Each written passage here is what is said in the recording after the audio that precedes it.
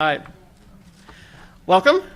My name is Joe White. I'm the director of the Center for Policy Studies here at Case Western Reserve University.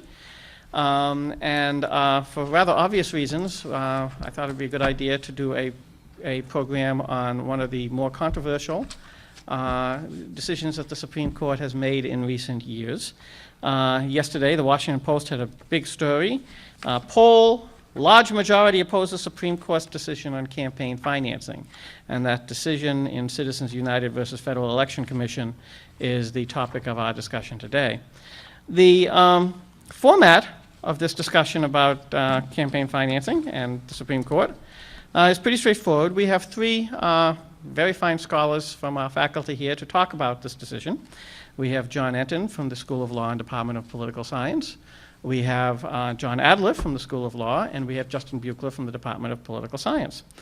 And what we are going to do is, first, Professor Entin will talk about the holdings and significance of the decision.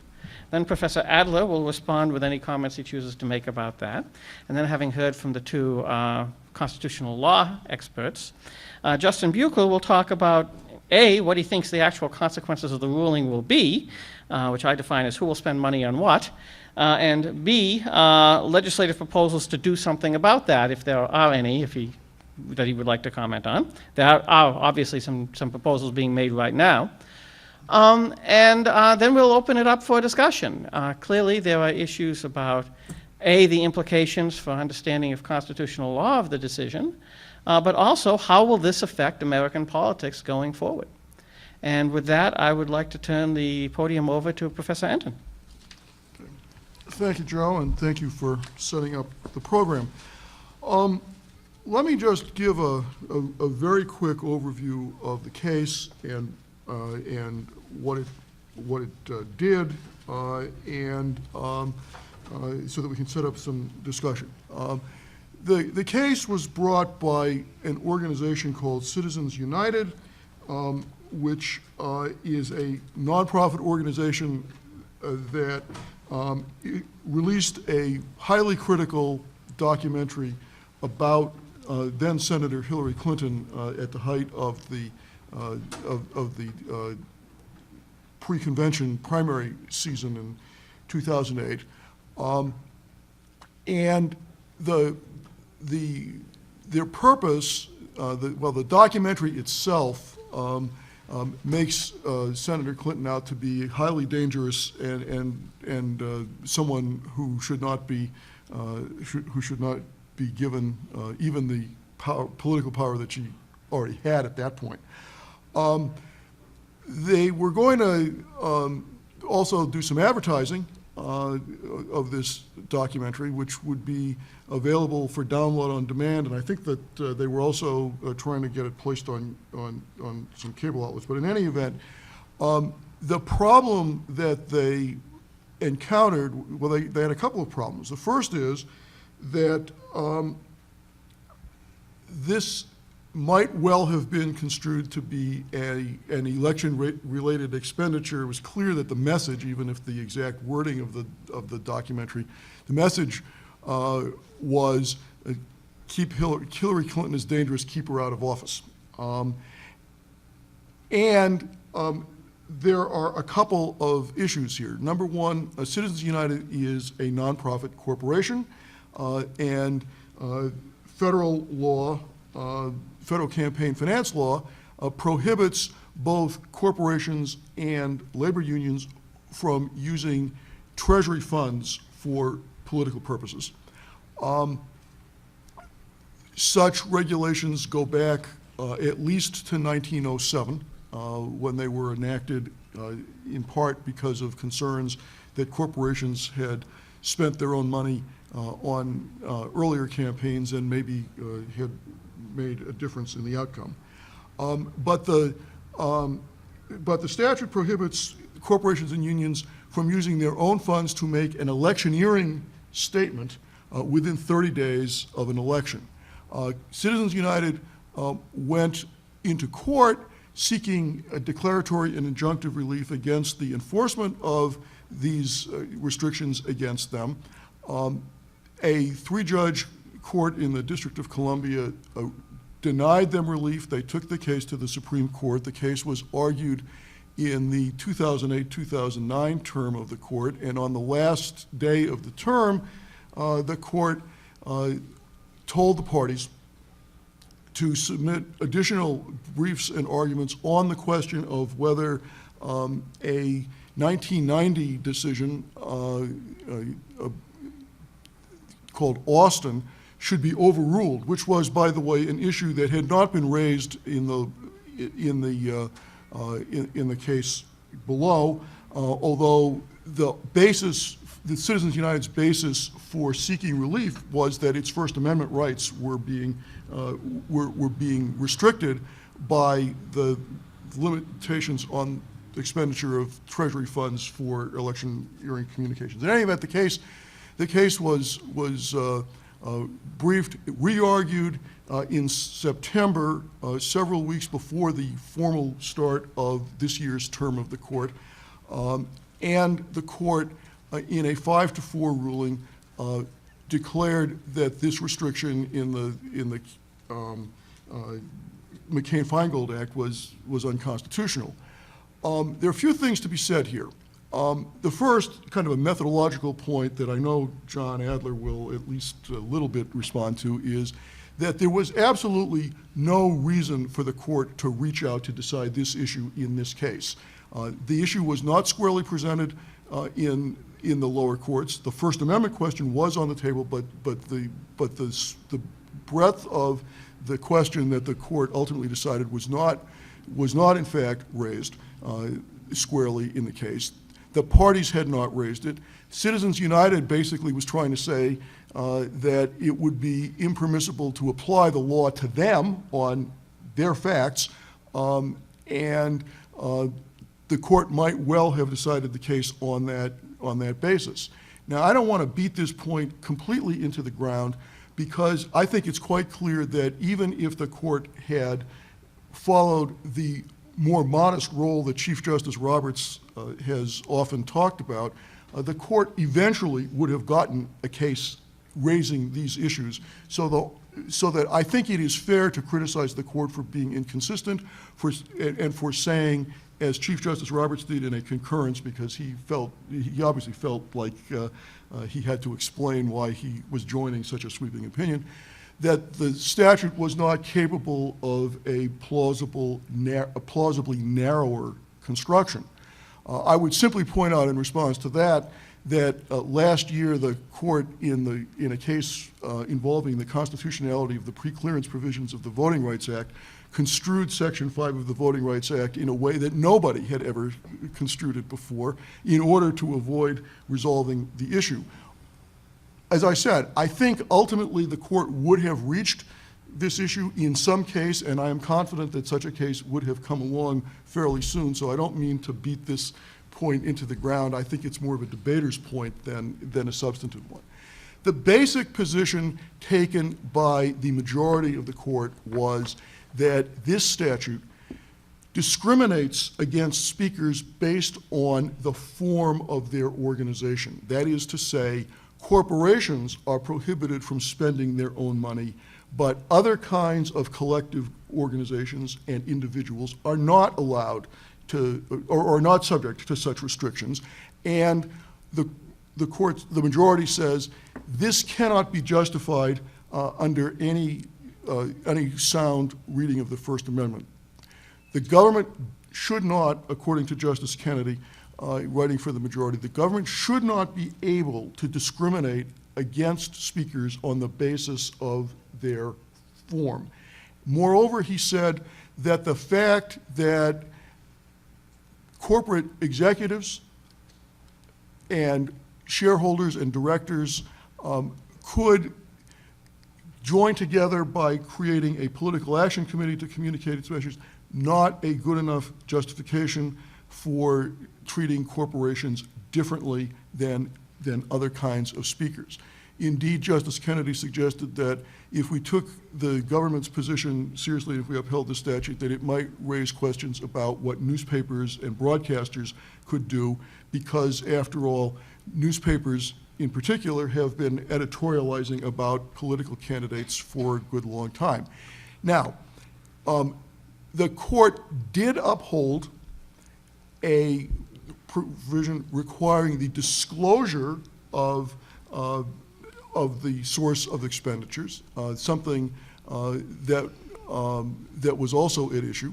And by the way, which I think is going to be the next big campaign finance regulation issue to come along. The lawyer who was advising Citizens United, although he did not argue the case in the Supreme Court, the lawyer who was advising Citizens United has made very clear that he doesn't like disclosure requirements either, and so I think we can look at that. Now, for our purposes, Justice Kennedy, as I said, says we can't discriminate against corporations on the basis of their form. One speaker is as good as another, in effect. There is this case called Austin, in which the Supreme Court had said that corporations could be prohibited from spending their own money in candidate elections. There's an earlier case from the 1970s called First National Bank of Boston against Bellotti, in which the Supreme Court had held that it violated the First Amendment for the government to prohibit a corporation from spending its own money on issue elections like referenda or state constitutional amendments. The majority, in Justice Kennedy's opinion, basically said we are faced with two conflicting lines of precedent, that it makes no sense to draw the distinction between candidate elections and issue elections. And so Justice Kennedy says we basically have to choose. We either follow the Austin decision, which prohibits expenditure of corporate and union funds in candidate elections, or Bellotti, which prohibits corporate funds being spent in issue elections. No principal distinction. We have to make a choice. We're going to make the choice by taking a more expansive view of free speech rights, and therefore Austin is overruled, Bellotti is reaffirmed. There is an extensive dissent by Justice Stevens.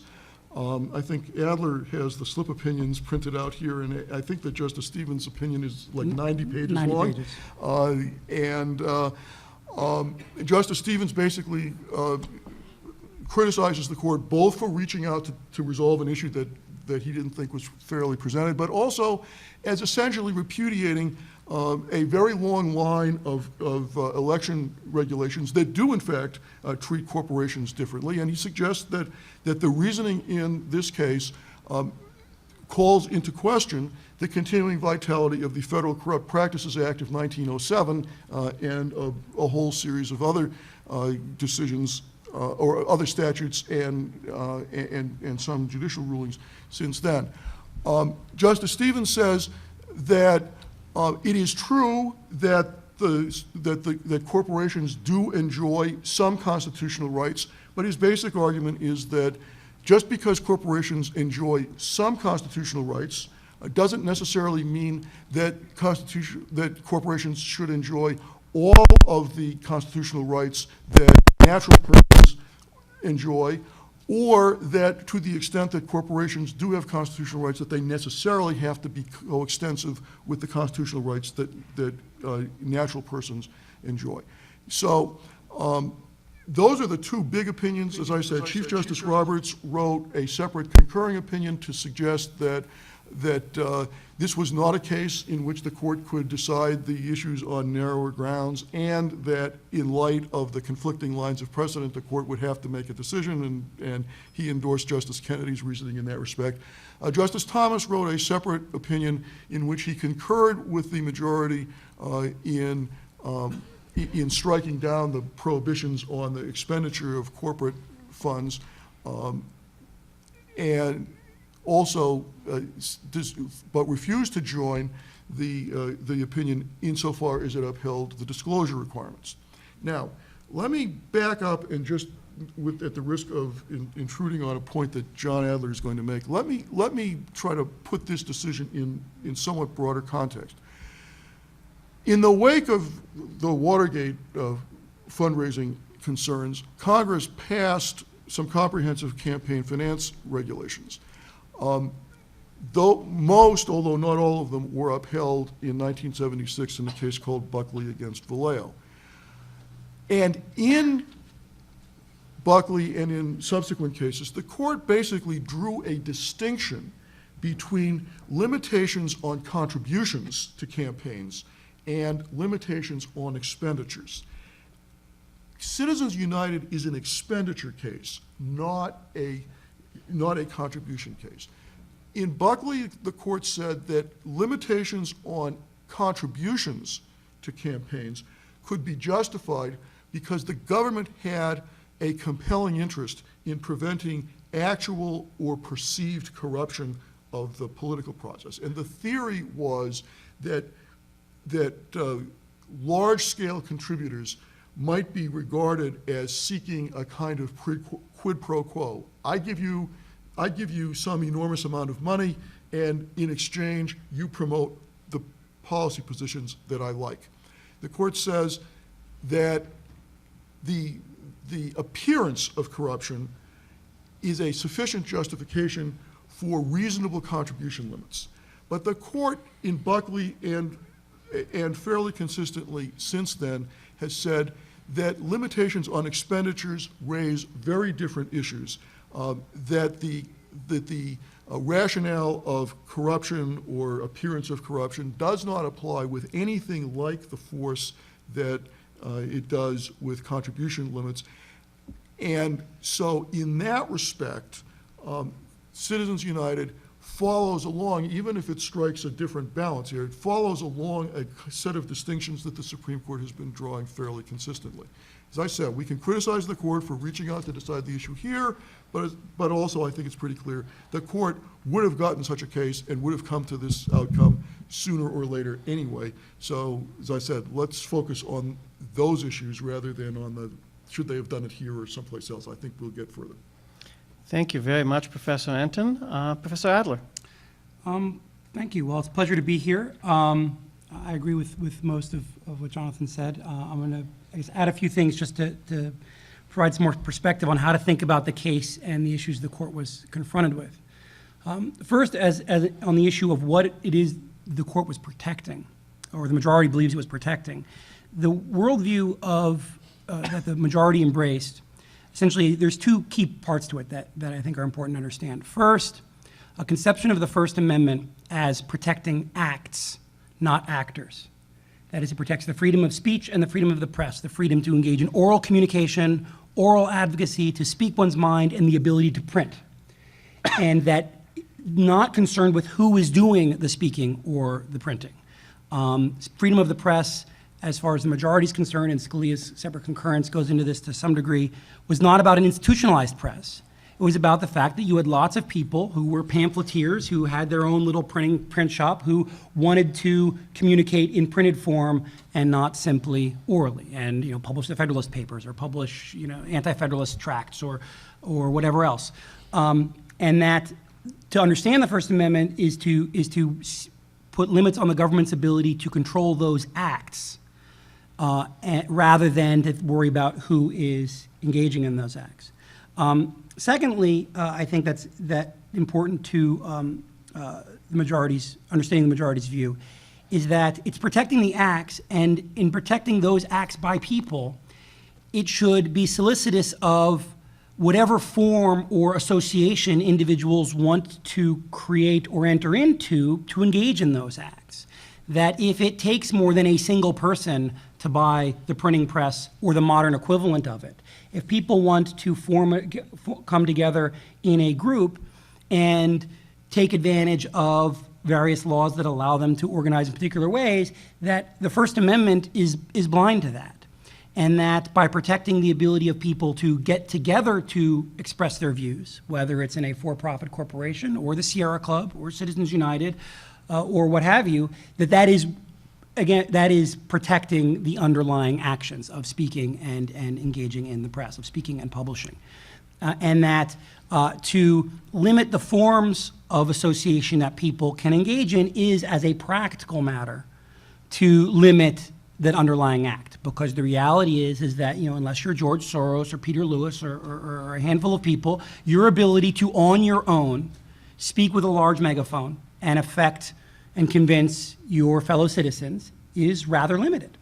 And that by pooling resources one can have a better effect at doing that. And as the majority pointed out, and the government did not dispute, the theory that the government felt the court should adopt and that underlay the regulations at issue was that it was a criminal act if the Sierra Club 30 days before a primary or 60 days before a general election bought an ad saying, don't vote for this congressman because he supports clear cutting in national forests. Or it doesn't even say don't vote for him, to say you should know, and mentions the congressman's name and mentions his position within 60 days of a campaign. If the NRA or Handgun Control published a book identifying specific candidates and their particular positions within that time frame, or within that window, that was a criminal act.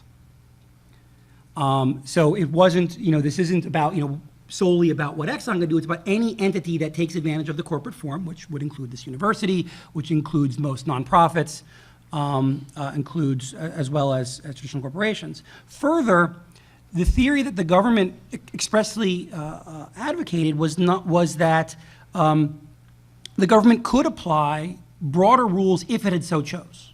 So the law at issue had an exemption for the institutionalized press. So the fact that MSNBC is owned by General Electric or whoever owns them now the only reason the government couldn't limit what Keith Olbermann says about a candidate within 30 days or 60 days of an election is because Congress chose not to limit it. Not because Congress couldn't, because his broadcast is a corporate broadcast, just as a book published by a nonprofit university press or by HarperCollins is a book published by a corporation. That's the worldview of the majority, and it's one that the majority pushes very hard, taking account of this expenditure contribution distinction that Jonathan mentioned, which is an important distinction. The idea that there's a difference between the government limiting your ability to, alone or in combination with other people, buy a printing press or the modern equivalent and engage in distribution of material, and you're giving money to somebody else in the context of a campaign. And the court upheld this longstanding distinction between those being two fundamentally different acts.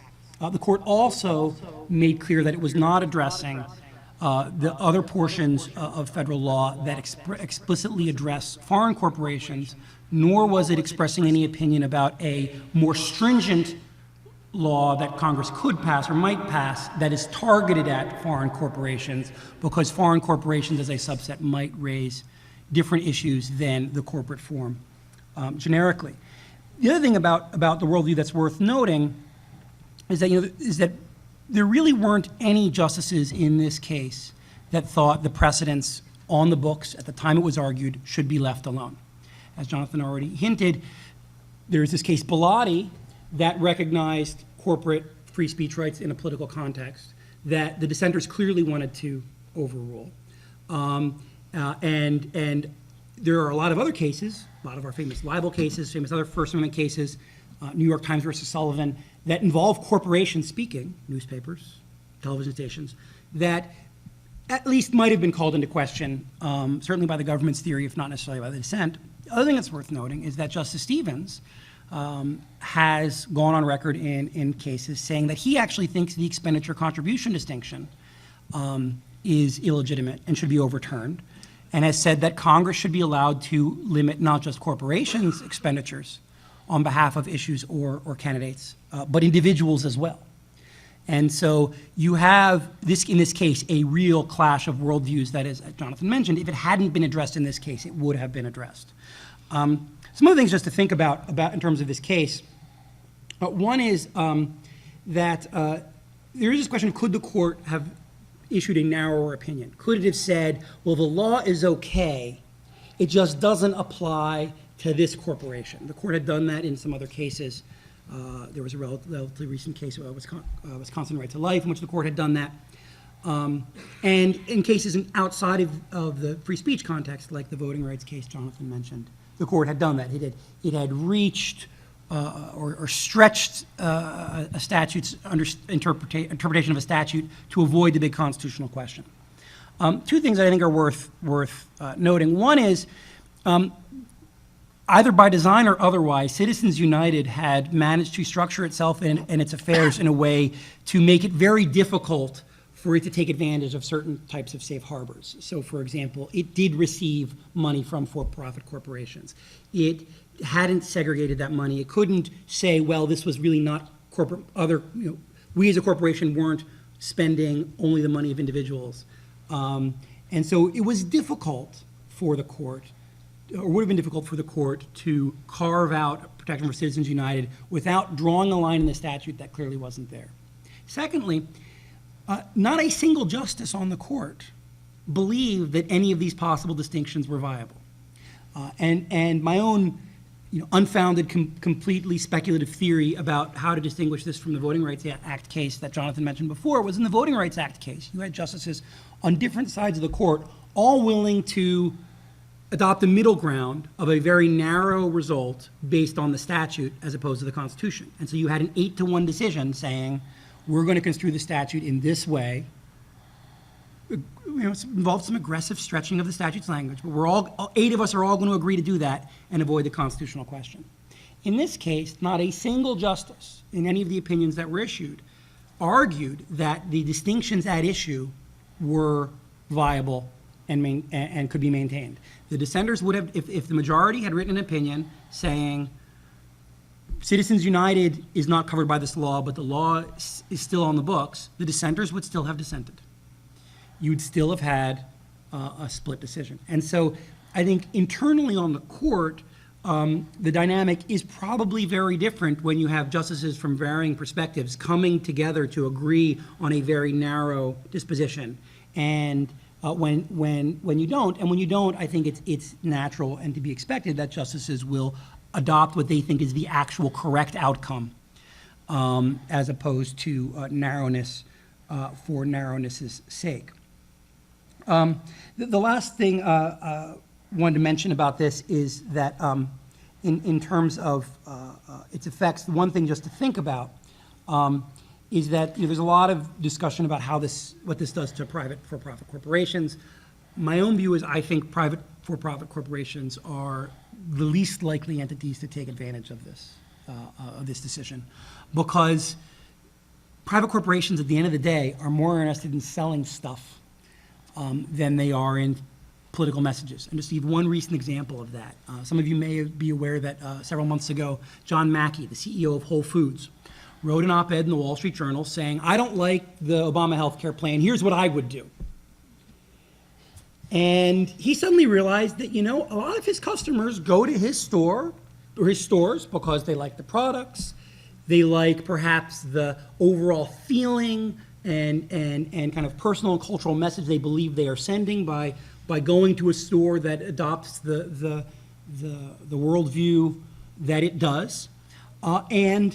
Some portion of those customers suddenly thought of the store radically differently when the CEO expressed an opinion on healthcare. And all he did was write an op-ed.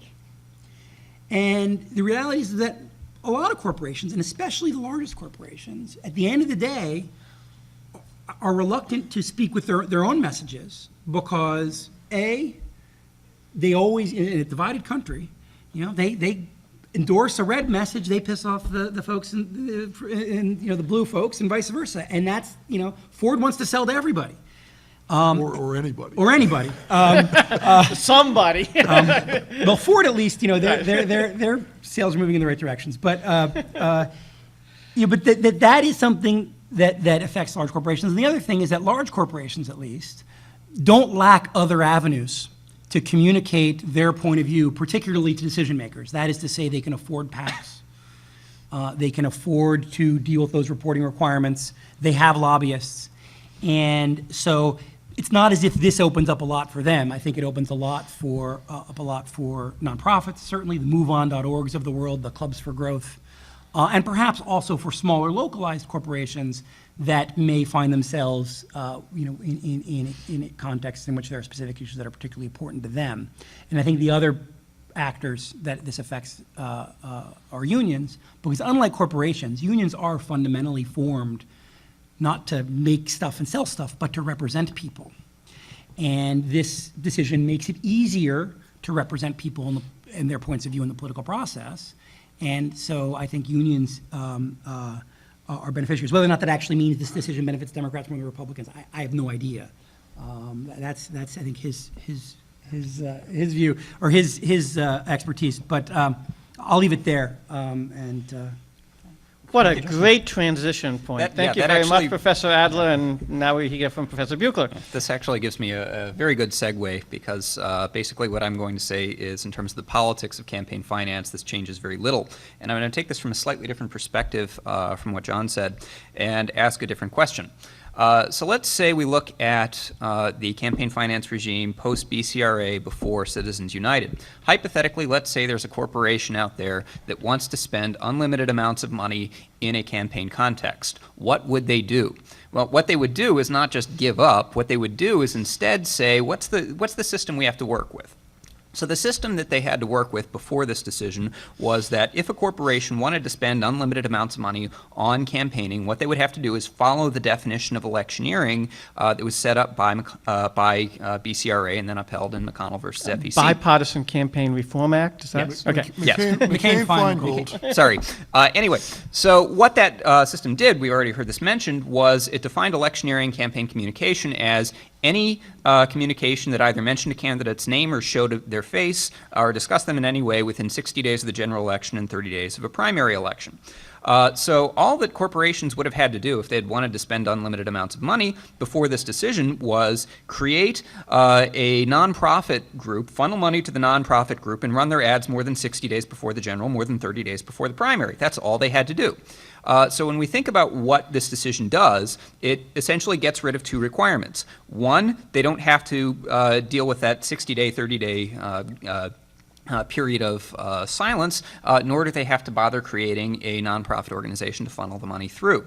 So if we think about what that means, first of all, corporations, if they actually want to spend unlimited amounts of money in campaigning, they have incentives to set up those nonprofits anyway. Part of it is the reason that John just mentioned, which is they don't want to be directly seen involved in partisan politics because they're going to alienate some potential consumers.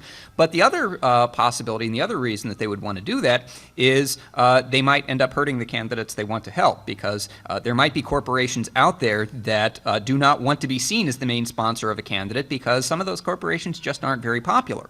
So even though this decision takes away the requirement that they funnel the money through a nonprofit, they'd probably still do it anyway, which means that the only real change is they can now run the ads closer to the election. So what does that do?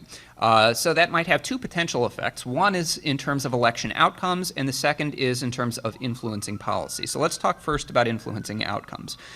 Campaign expenditures have remarkably little influence on election outcomes. They just don't buy you all that much. So getting into the statistics, I don't want to bother with that, but I'll give you a couple of quick little examples. So, for example, the 2008 presidential election, Barack Obama decided not to accept federal matching funds, and as a result of not accepting matching funds, he had no limits on expenditures. So he spent about $300 million. John McCain accepted matching funds and as a result was limited to around $80 million. So if campaign expenditures really got you all that much, we would have seen that Barack Obama would have done really well. But in fact, when we look at the election results, Barack Obama actually got a vote share on the low side of what we would have expected given the state of the economy at the time. Another fun little example from 2008, think about the Iowa caucus on the Republican side. Mitt Romney outspent Mike Huckabee by a factor of about 10 to 1. Huckabee won. Campaign expenditures don't buy you all that much. So even if what happens is suddenly we see more ads funded by corporations later in the campaign, what does that do in terms of election results? Not much. Secondly, the corruption argument. So let's talk about the last time we had a dramatic change in the campaign finance system. That was when McCain-Feingold, whatever you want to call it, when that passed in 2002, the first election under which in which we use those rules was the 2004 election. So what changed from 2002 to 2004 in terms of the political dynamics in Washington, D.C.? Not a whole lot. We didn't suddenly see everybody changing their policy positions in Congress because the parties were no longer accepting soft money and we didn't have influence anymore. Nothing changed. When we look at political behavior and attempt to connect that to campaign contributions, campaign finance, what tends to happen is if there are groups out there that have an ideological preference, they're going to tend to contribute to the people who are their natural ideological allies. We don't see a whole lot of influence. We do not see examples, for the most part, of people in Congress in Washington, D.C. changing their policy positions as a result of campaign contributions. It doesn't happen all that much. There are little cases where we can try to infer influences, but in the big picture, it just doesn't do all that much. So in terms of campaign expenditures, what influence is it going to buy? Probably not all that much. So the fear that a lot of people have, particularly on the left, is suddenly you get a lot of campaign contributions or a lot of campaign expenditures from corporations, and suddenly we're going to get a wave of people in Congress who don't support regulation. Well, guess what? We've got a lot of people in Congress who are simply ideologically opposed to regulation, regardless of whether they're getting money from the corporations or not. They just don't like regulation. So again, when we look at the relationship between campaign finance, sources of money, and how people behave in Washington, D.C., we tend to see some relationships, but most of that is groups with a political agenda tend to contribute to their natural political allies, and it doesn't buy them all that much. So both in terms of election results and in terms of policy making, I don't see this changing very much because the corporations that might want to suddenly spend lots of money late in the election, they're not going to be able to influence election results very much because campaign expenditures don't do all that much, and it's probably not going to buy them all that much if it wasn't buying them that much before when they could just contribute to parties with soft money. So in terms of the political consequences, I see very little. I don't think this changes very much at all. I think we should give John Entin a chance to comment on these two comments. I actually don't so much want to comment as much as I want to ask questions to both to John and to Justin. Let me ask a smaller question to John Adler. We've had federal restrictions on the expenditure of corporate funds for political purposes, as I said, back to the Corrupt Practices Act of 1907. We have elections at the state and local level every year. My understanding is that some states have restrictions on corporate and union funds that are analogous to the federal rules, but that some states don't. So what I'd like maybe if John or Justin knows the answer to this, like what experience do we have in the States? And then let me just get my other question out so that I can get off the floor. I guess, Justin, this may be better for you.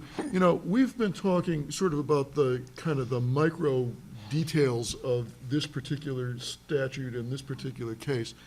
You know, I mentioned at the end of my remarks that there's a difference, the Supreme Court's drawn a distinction between contributions and expenditures. It is fashionable these days to lament that the Supreme Court is made up of a bunch of people who have never held an elective office or haven't done so for a long time. And all the way back to Buckley against Vallejo in 1976, the Supreme Court has been sort of micromanaging the campaign finance system. And I wonder whether this distinction between contributions and expenditures, while it might make some doctrinal sense for First Amendment types, what that does to the system as a whole. And I think, and I raise this in sort of two respects. One is that some kind of outside candidates actually need somebody to bankroll their campaign at the outset. And so if you don't have such a person, then you can't get off the ground. What that also means is that an independently wealthy candidate who, because there are no expenditure limits on this, you know, the independently wealthy candidates have a huge advantage over less wealthy people. But the other thing is that a lot of the campaign regulations have in fact made it more difficult to contribute to parties. And so when you get the rise of wealthy candidates and independent expenditures, I just wonder if there's any way for us to assess what that has done to our politics. I would like to ask that those questions be taken in the reverse order so that maybe Justin comment first on the last question, and then you guys can comment on the implications in terms of state, what we know from state differences in law.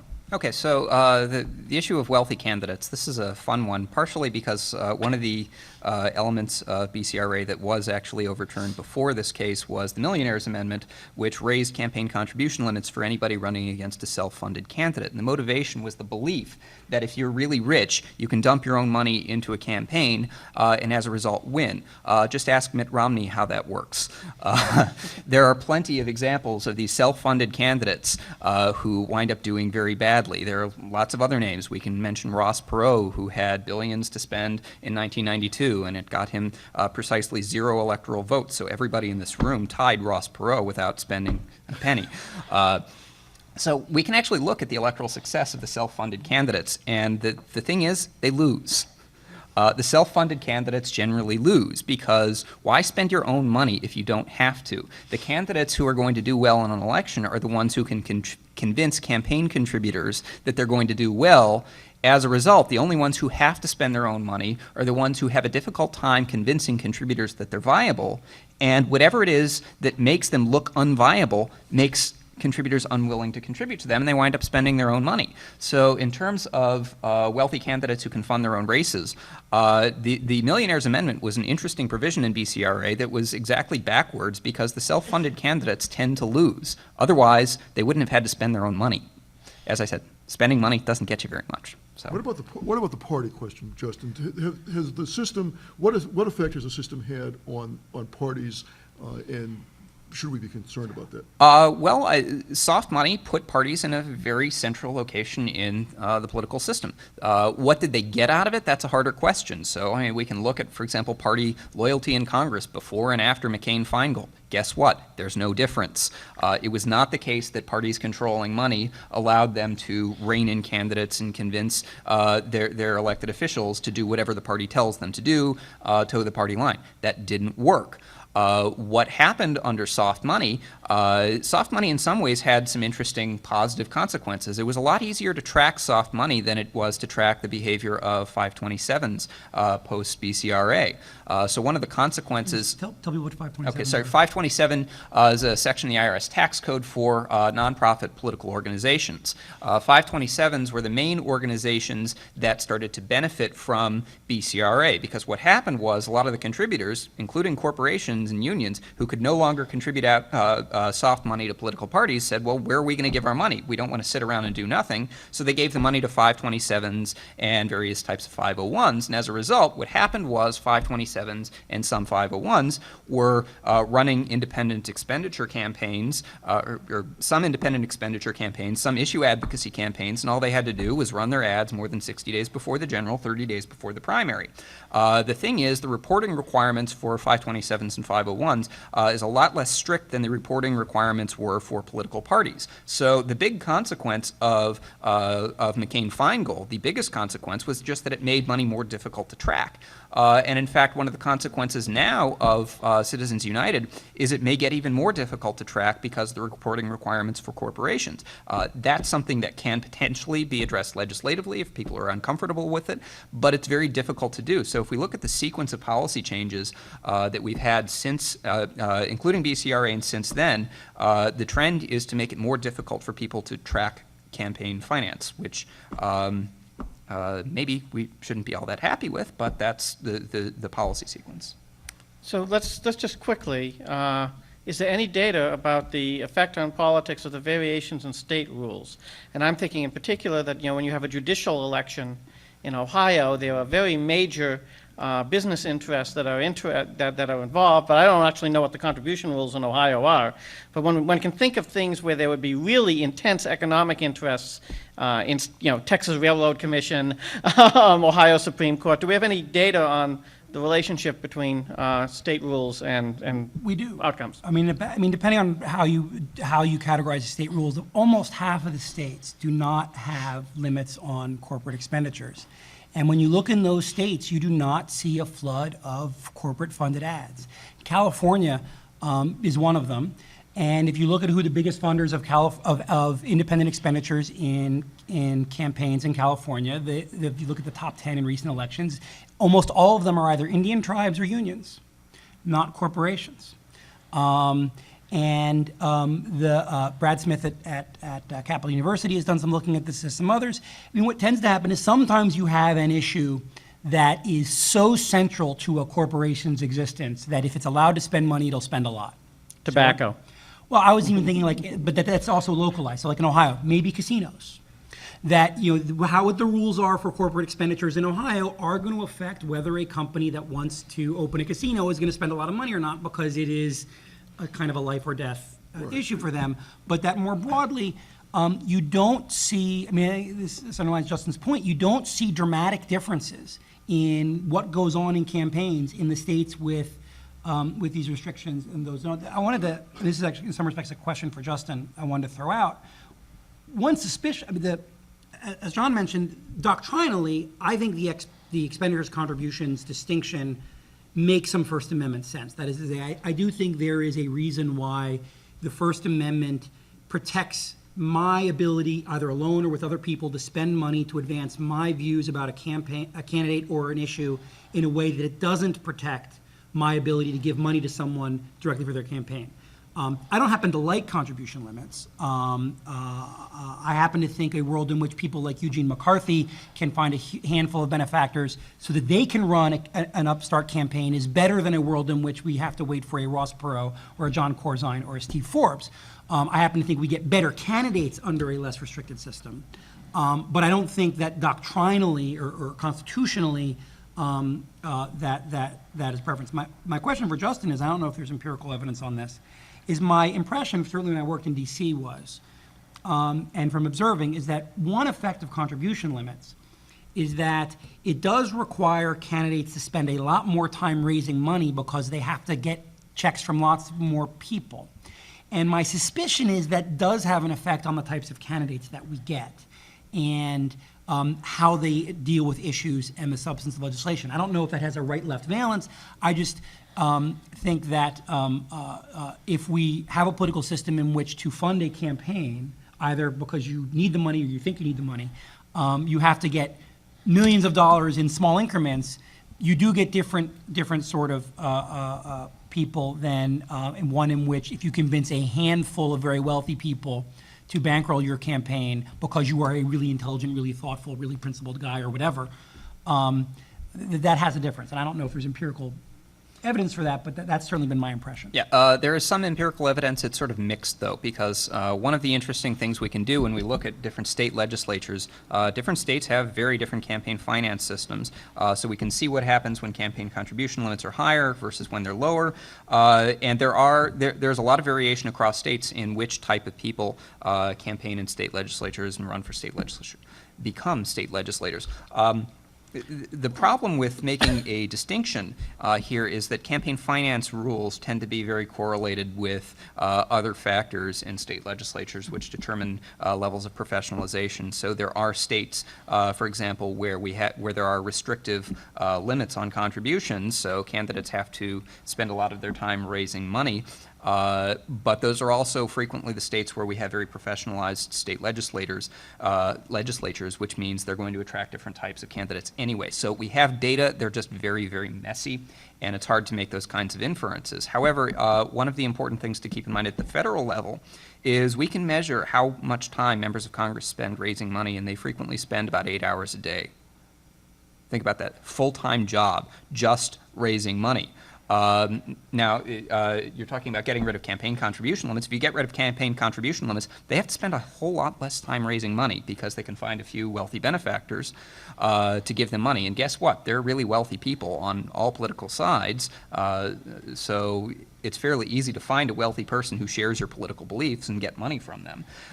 So in terms of what happens, it's hard to measure the effect on the type of people who become legislators, but it's easy to measure the effect on what happens in the legislature because so much time is devoted to campaign fundraising. And most people in Congress really hate that. They hate raising money. Nobody wants to be on the phone 8 hours a day begging for money.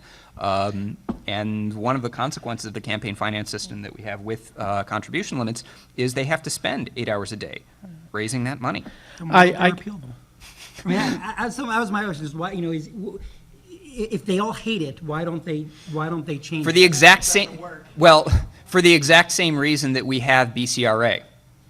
Which is that they think it actually gives them political advantage, or they think it disadvantages their challengers more than it disadvantages them? No, because they are afraid of political repercussions of doing something like that. So let's think about the history of how BCRA passed. So McCain and Feingold kept promoting campaign finance reform over and over and over again, and what happened was it got filibustered in the Senate every time, mainly with the filibuster led by Mitch McConnell, so he was getting some practice in.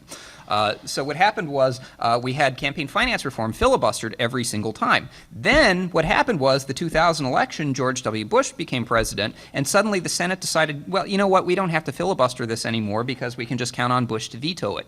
So the Senate stopped filibustering, they held a vote, and they were counting then on either Bush vetoing it or the House simply not passing a bill. So what happened was in the House it was called Shays-Meehan because it was Chris Shays and Marty Meehan who were pushing the bill in the House. But Shays and Meehan put a bill through, and what happened is it got to the Rules Committee in the House, and the House came up with a rule written by David Dreyer, which was unfavorable to the bill. So the rule came up for a vote. The rule was voted down. As a result, there was no floor vote. The bill was dead in the House. So what happened then was Chris Shays and Marty Meehan started a discharge petition. The way a discharge petition works is you have to get 218 signatures from members of the House of Representatives, and you can force a straight up or down vote on the floor of the House. 218 is a bare majority. The trouble is nobody likes to sign a discharge petition because party leaders don't like it when you go against them on procedural matters. And at the time, the Speaker of the House was Dennis Hastert. We also had Tom DeLay, who was, Tom DeLay, the Hammer, and they said, do not sign this discharge petition. So the discharge petition went nowhere. Then what happened? Enron. So Enron was a really interesting case. So Enron collapsed. Suddenly everybody started talking about campaign finance reform. And as soon as Enron became a story, guess what? That discharge petition started picking up signatures. It's not because they sincerely wanted campaign finance reform. It's because they felt like if they didn't sign that discharge petition, they were going to suffer electorally because campaign finance is every journalist's favorite issue. Despite the fact that political scientists have been telling them for years campaign finance doesn't really matter all that much, journalists love to talk about it all the time. So everybody in D.C. started getting nervous when Enron happened. The discharge petition started picking up signatures, got enough in order to force a floor vote, and BCRA passed. So the reason BCRA passed was not that people sincerely wanted campaign finance reform. It was that they felt like there was pressure on them to do it. Now, it's also the case that BCRA raised campaign contribution limits, but it got rid of soft money. And people in Congress loved soft money because it meant that they had to spend less time raising money. The parties could do it for them. So they weren't happy with it, but they felt like there was electoral pressure on them to do it. So why aren't we going to get campaign contributions regularly raised or eliminated? For the same reason that BCRA passed.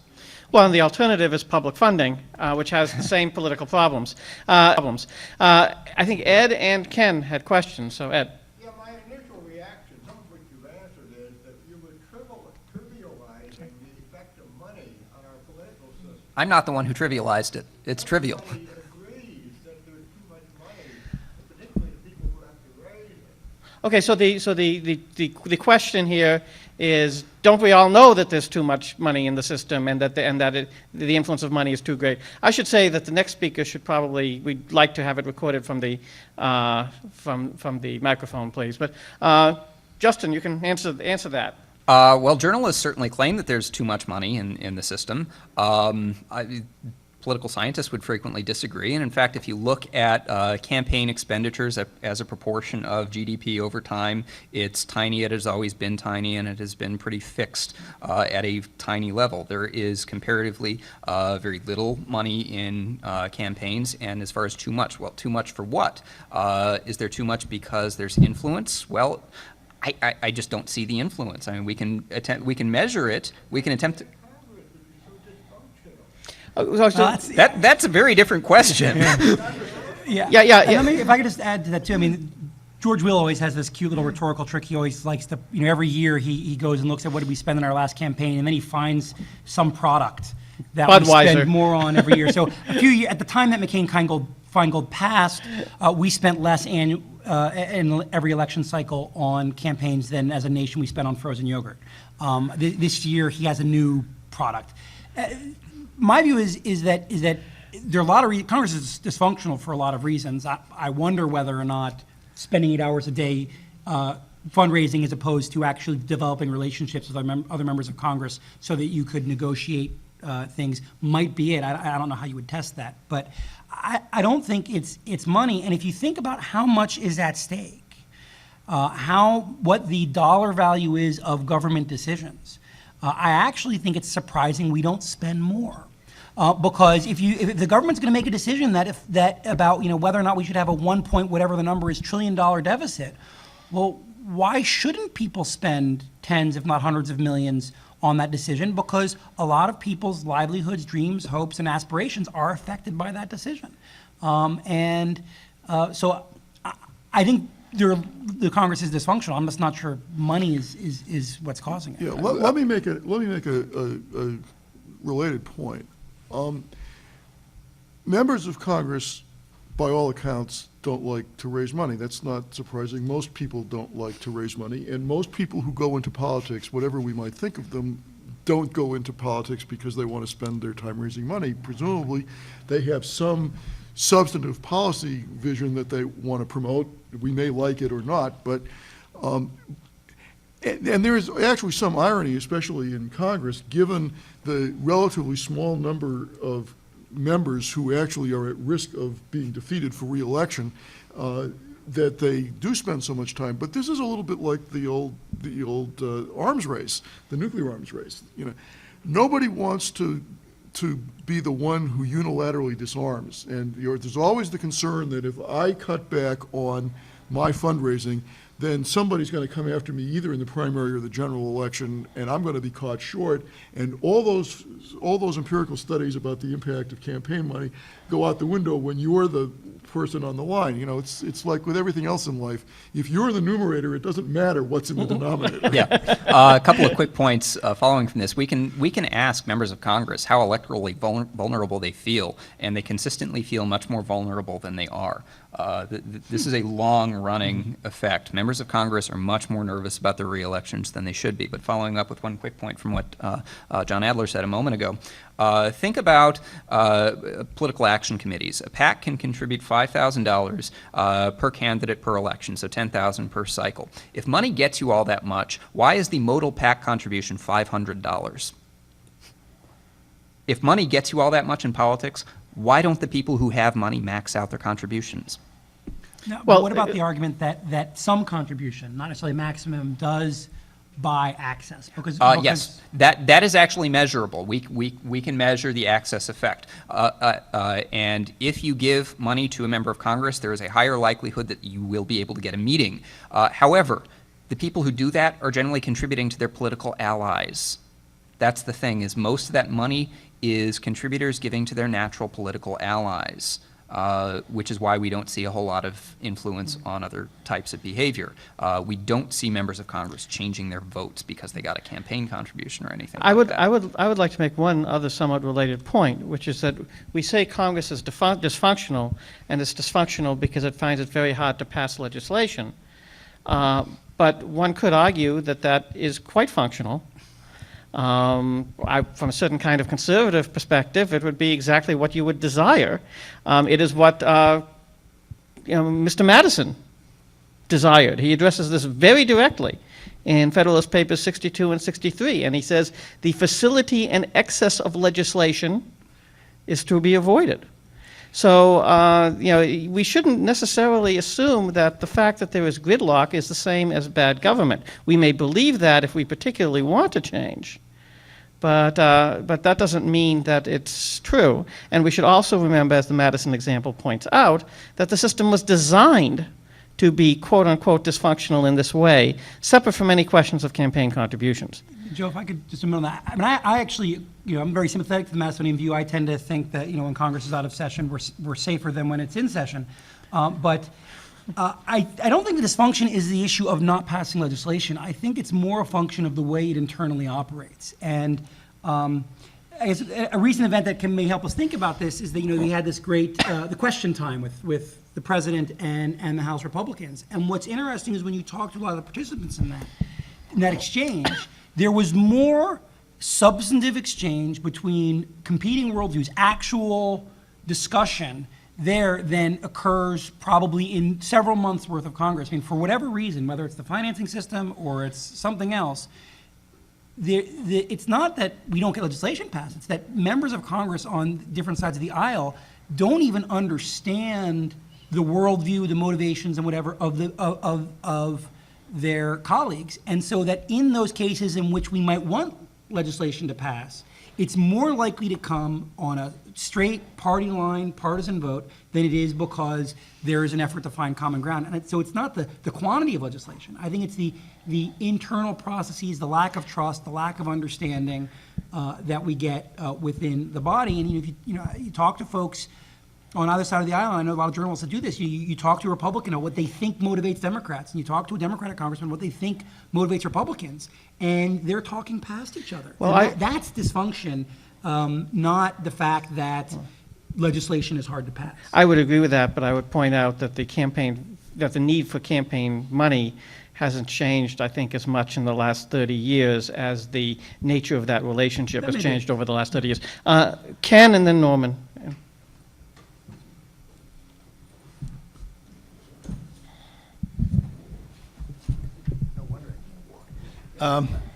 My question is a political question for all three members of the panel. When Mike Grossberg was here in the fall, addressing the question of same-sex marriage and the law around it and the cases around it, he speculated about a phenomenon that could well happen in this case, and that is the sort of a backlash phenomenon. You win your case, but then what happens is that the politicians back in the States go and pass legislation that makes it even more difficult for you to pursue your ends. And I'm wondering if, Joe mentioned 80% of the American public, both Republican, Democrat, and Independent, hostile to this decision, or at least to one facet of this decision.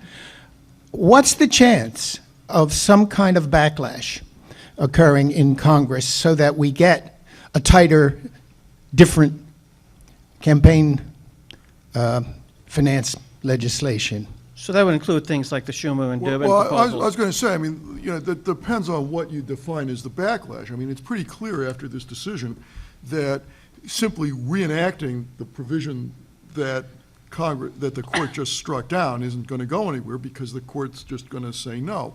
I think it's much more likely that if there is this sort of backlash, that the likely result is going to be some kind of regulation that says if a corporation is going to spend money out of its own funds, or a union is going to spend money out of its own funds, that there have to be procedures in place that would make sure somehow that this is a thoughtful decision or appears to be a thoughtful decision. I mean, we already have some restrictions on the use of union funds for political purposes so that, for example, union members are allowed, at least in some circumstances, to opt out of the expenditure of funds for political purposes.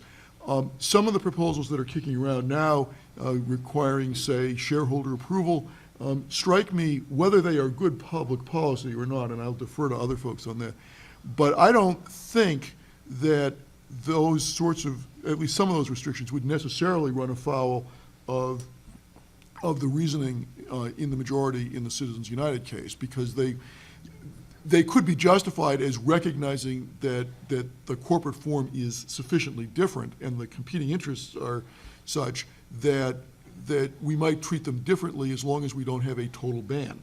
There might still be a question about how far can you go. So just for information for people, among the ideas in the legislation that some people are proposing is that companies should be required to inform shareholders about political spending, that there should be a mandate for special political activities accounts for corporations and for unions and advocacy groups, and to require that corporate executives appear in political advertising funded by their companies.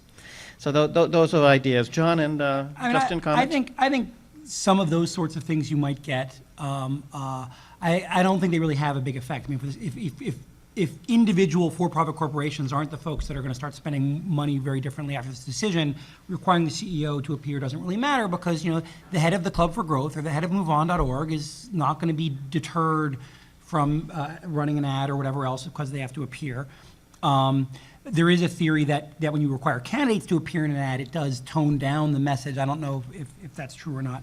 I think we might get, you know, some additional restrictions on foreign corporations, although I think there's a lot of misunderstanding about the effect of the decision on existing rules on foreign corporations. That is to say that there are separate provisions of the U.S. Code that are specifically about foreign corporations that the opinion makes clear it's not addressing.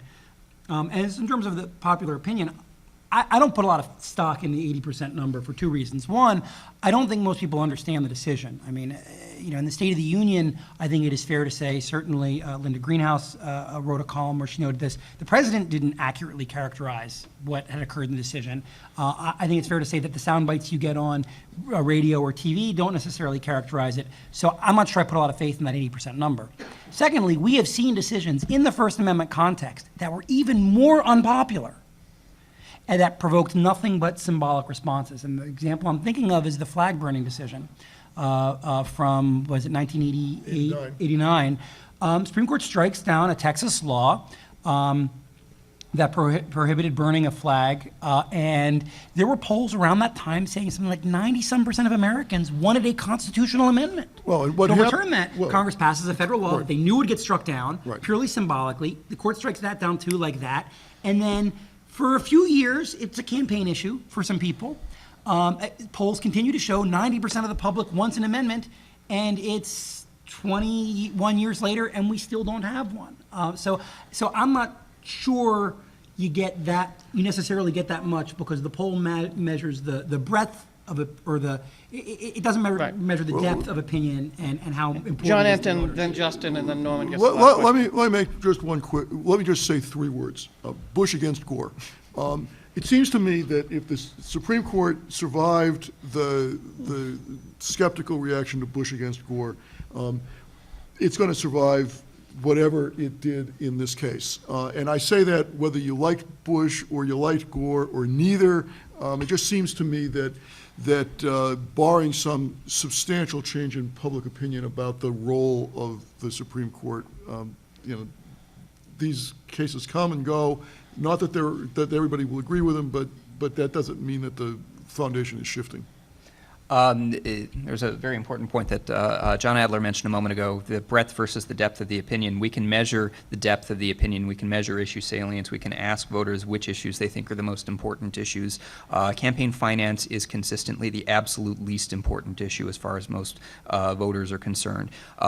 There's a discrepancy between how voters think of the issue and how journalists think of the issue. For journalists, it is the top of the list. For voters, it is the bottom, which means the only time you actually get campaign finance reform is when journalists manage to create the impression among politicians who don't know any better that there is an actual upswell of public opinion. Even if we look at the height of Enron, when BCRA was pushed through with the discharge petition, campaign finance ranked as the least important issue to most voters. But journalists managed to create the impression that it was important, and that's what forced it through. So maybe if there's some sort of scandal that tricks politicians into thinking that voters actually care about campaign finance, maybe there will be some kind One of more reform. word, Watergate. Okay, now, that was not an issue manufactured by journalists. There were real abuses in the system, and that generated changes, some of which got upheld, some of which didn't, and the ones that got upheld have essentially been the foundation for the changes since then. So it's possible, but you need something cataclysmic. Yeah. I just want to say that I know Professor Buchler has to leave soon, but we should continue the discussion as long as people are interested. If he has to go, I'm sorry. Norm? Okay. You want me to use this Yes, mic? please. Yeah, okay. I have two related questions. One is, I guess, to Justin, that it seems to me there are some notable, or maybe notable exceptions to your overall statement, which I trust your about money not making much of an influence. And I think one example that I think is an example, and you can correct me if I'm wrong, is with AIPAC. when the Congress was asked which were the largest lobbies that influenced them and so on, they listed the NRA and AARP and AIPAC. It was even ahead, and now AIPAC does not represent a large fraction of Americans, and yet you get sanctions bills passed by 414 to 12 when there are a lot of questions about sanctions. So I think there's something going on there. Charlie Rose, in this, at least in the book, Charlie Wilson's War, at one point was saved by a contribution from Jewish donors because he was very pro-Israel. So I think there may be examples where money made a very big difference, and I think somebody else mentioned, in a primary campaign and so on. We see that. We have a friend who's running, and people who have access to large funds are going to possibly triumph there. So that's one question. Okay, but I do need to leave quickly, so if I Okay. can respond to this, and Okay. then I need to I go have to teach. leave also. There, okay. There may be exceptions, but AIPAC is not one of them. There was a book that came out a couple of years ago by John Mearsheimer and who was the other? Steve Walt. Steve Walt, which has been ripped to shreds as one of the most methodologically sloppy books on interest group influence I've ever seen. If you look at public opinion on Israel, there are people who are not particularly supportive of Israel. There are people who are very supportive of Israel, and the people who are very supportive are A, larger segment of the population, and B, think of it as a much more important issue.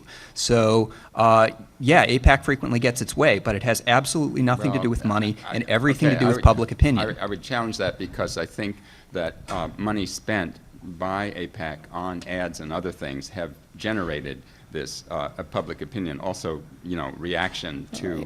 I think, anyhow, we won't get into that. I should My point out that second- AIPAC doesn't spend a lot of money on ads. Yeah, My second- no, as Well, John Adler just said, they have allied groups that do the same in All right, but Israel. Norman, let's get to your The second point is- My question. second Justin question, has to- signal okay, let's effect. get to the AIPAC second question, giving which I money- think is be less controversial, which is, I'd like your ideas on how do we improve tracking finance for those of us that still worry a little bit that money might make a little bit of difference.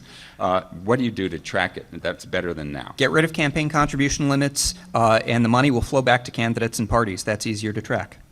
One thing I would just say on the And now I AIPAC, have to think about finish. AIPAC and NRA, and I think Justin and I would agree on this, is that there is a signaling effect. That is to say, if AIPAC gives money to a candidate, that is to the candidate, that is a proxy for the likely behavior of that small portion of the electorate that is going to make it a voting issue. And since you have a small group that feels very intensely about it, a candidate's position on, say, Israel or on certain other issues, guns for the NRA, will affect voting behavior. And AIPAC's behavior is a signal both to the candidate and to people that have those strong preferences about how to act. So I would argue it's not the money that's having that effect. It's the fact that if you're trying to get 51% in an election, knowing that there is an issue that will control how 1 or 2% vote in a country that's generally split matters a lot. And so the causal effect isn't the finance. It's the fact that you have people, small groups with strong depth or high intensity of feeling. And there are a handful of issues, Israel, guns, abortion probably, where you see that effect. Yeah, I agree entirely. Yeah, that's fair. Ted and then Brandon. I just want to make there was a mention about the Ohio Supreme Court races and so on, and whether campaign finance has any impact on that. On the smaller races where you can raise a significant amount of money, where candidates are not known, and where you can get your name out through the media, doesn't that have an effect? And we have seen that in the most corrupt situation, the Massey Cole case out of West Virginia. But that's the first question. And the second question I have is this going to affect at all the limitations on expenditures of, or do you see down the road, the removal of limitations on expenditures by nonprofit corporations? They can elect to spend 20% of their funds on issues, but nothing on political candidates at all. Did you see any change in that down the I would quickly say I don't, because I think, at least from a constitutional issue, the fact that nonprofits have the choice of what sort of form they want to take and whether or not their contributions are tax exempt or not kind of eliminates the constitutional issue. That is to say, any entity, whether or not you're a 501c3 versus a 501c4 is not something of constitutional significance. If we want to form a group together to affect the political process, we have that choice. We have, in the First Amendment, one of the things the court often looks at is, are there alternative ways of expressing your speech? So I don't think that gets affected. I wish Justin were here, because I do wonder about whether or not, when it comes to finance, there are threshold effects. That is to say, is it only that, is it that campaign finance makes no difference, or is it that so long as candidates can have enough money to get their name out above a certain point, then variations, because intuitively I would think there is a threshold effect. I can comment on that, but Brandon had a question. Let's get his in, and then I'll. I got to get to class real fast, but as a quick question, I'm just wondering, with the rise of social media and direct connection to the voters through things like that, which the Obama campaign was, lauded for by and large, is political money by and large obsolete at this point? It changes the dynamic a lot. The other thing I would think, one thing to think about is should affect a lot how we think about freedom of the press as freedom of publication or freedom of the institutionalized press. Because one box you have to open if you say it's only the institutionalized press is what counts. If the you join the NRA, you get a choice of 1 or 2 or 3 magazines to get. Well, does that mean the NRA is the press? What about the magazine that Exxon sends to its shareholders? It's a very glossy, professional magazine. Does that make Exxon the press? I mean, if you think it's the only protects the institutionalized press as opposed to anyone that's publishing, you have to figure out what counts. And Okay, that's an interesting issue. but I don't think that's entirely the question. I think that's a legitimate question, but I think the big question is, if social media take off, then a lot of the traditional forms of campaigning that require money then arguably are less significant. And, I think that it is unlikely that the traditional ways of campaigning are going to disappear. I mean, in the end, you have to get your voters to vote, whether you have to get them to the polls or you have to get them to sit down at the kitchen table and fill out the ballot and send it in. And a lot of that is still going to require people and money.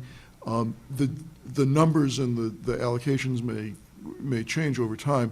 And I think that we also maybe exaggerate the real impact of social media. It's real, but it's not everything. Yeah, I think a couple of points about this. One is that one of the things that people said that Obama did with the social media was raise a lot of money. And a second is that social media are going to have an influence on people who are actually paying attention to that. And a whole lot of campaign activity involves trying to grab the attention of people who aren't otherwise paying attention, such as through advertisements on television shows that they are watching. And so that kind of spending to grab the attention of the relatively inattentive is not going to be replaced by social media in the same way, I think. And the third thing is that there's still the get people out to vote thing. And while some of the appeals on social media, some of the things that went around about Barack Hussein and Obama from some of my wife's relatives, for example, are obviously meant to motivate people and get their blood boiling. That's still not the same for mobilization as somebody knocks on your door, somebody asks, are you coming out to vote? Somebody then checks, they see you haven't come out and voted early yet, so they call again.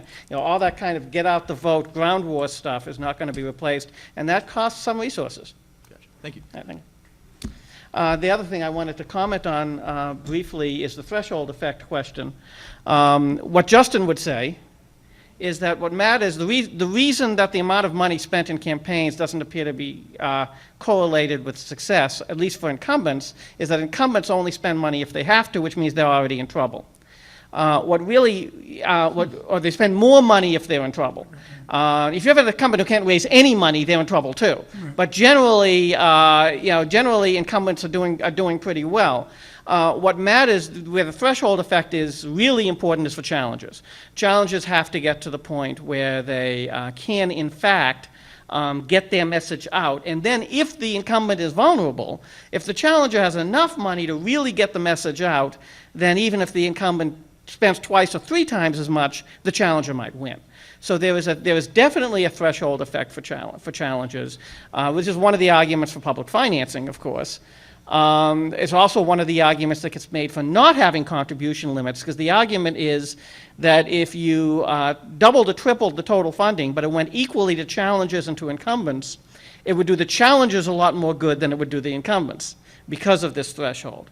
The other thing that Ted pointed out, and which is really, I don't think we know enough about, is sort of overwhelming monetary power at the local level. I think that may exist. This doesn't really apply to U.S. federal government elections.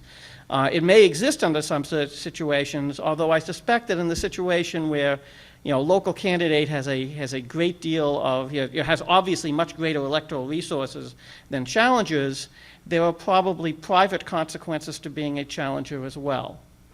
In other words, if you run against the coal mining company or whatever, or against the big corporation, the dominant corporation in a community, the problem may not just be that you don't get campaign contributions. The problem may be that your campaign manager gets fired from her job. Okay, let me just pick up on judicial elections, because those happen at the state level, not at the national level. The first thing to say about that Massey coal case from last year is that didn't involve campaign contribution limits. It involved whether if the judge got enough money from one contributor who was... There's independent expenditures. Well, no, okay, but the question isn't about limiting the contributions or the expenditures. The issue is whether the judge, having been elected, should sit in the case, right? Not whether the judge can be on the bench, or would the election have been different. So that's one thing, and that case raises as many questions as it answers, because that was in some ways such an outlier. The other point to make is that, yes, there's been a lot of increased spending on state judicial elections, and we've had reference to the Ohio Supreme Court. The big push, or the big expansion in expenditures in the Ohio Supreme Court came in 2000, when a lot of business groups went after then Justice Alice Roby Resnick. They did it so ham-handedly that not only did she win by a comfortable margin, but there was a kind of backlash.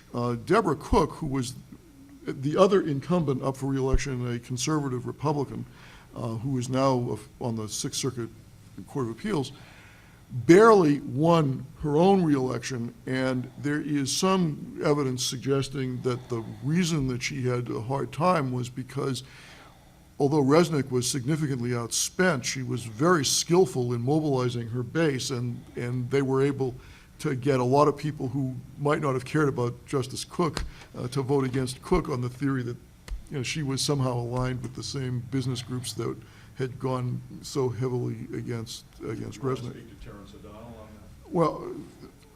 Well, all I mean to say is that judicial elections raise a whole lot of other questions, and the Supreme Court has been applying more expansive First Amendment protections there, which has led some folks to think that maybe the ultimate solution is not to elect judges, but that's a whole other question that we can get I'd also say, too, that not just in judicial elections, but in elections generally, lawyers tend to contribute more than corporations. That may raise special issues in the context of judicial elections. But even if you look at Ohio, and you're looking at campaign finance in the context of judicial elections, it's money of lawyers that is the biggest factor. Whether or not it actually affects the outcome, separate question. But Can you clarify what is the law in Ohio? I forget the precise details of what the current law is in Ohio. But can corporations contribute as corporations? They can engage in independent expenditures. Right, okay, I can tell you, because I just got a mailing from somebody who's running for Common Pleas Court, that the maximum amount that I can contribute to this candidate is $575. Yes. Yeah. But I should point out that the amount of, obviously the huge issue in Ohio has been various rules about liability, and the amount of money raised by the people who want to restrict liability has been substantially higher than the amount of money raised by the people who want to maintain the existing the previous understandings of liability. When In other- you count for independent- when you count for independent expenditures, it's not clear that that's, in the last cycle, that was certainly true. But it's also not clear that it made a difference. And as Jonathan mentioned, when the election where the business groups were the most aggressive in recent history, they lost. And in the last election cycle, businesses ended up not spending that much either in terms of contributions or independent expenditures because they were more afraid. They were hoarding their resources because they thought there was going to be a ballot initiative on medical leave, and so they were more concerned. They were worried about that, and so they ended up not giving as much money to judicial elections as they might otherwise have. And it didn't. And the pro-business incumbents won overwhelmingly. Maureen O'Connor got more votes in the state than Obama did. I think I've learned a great deal.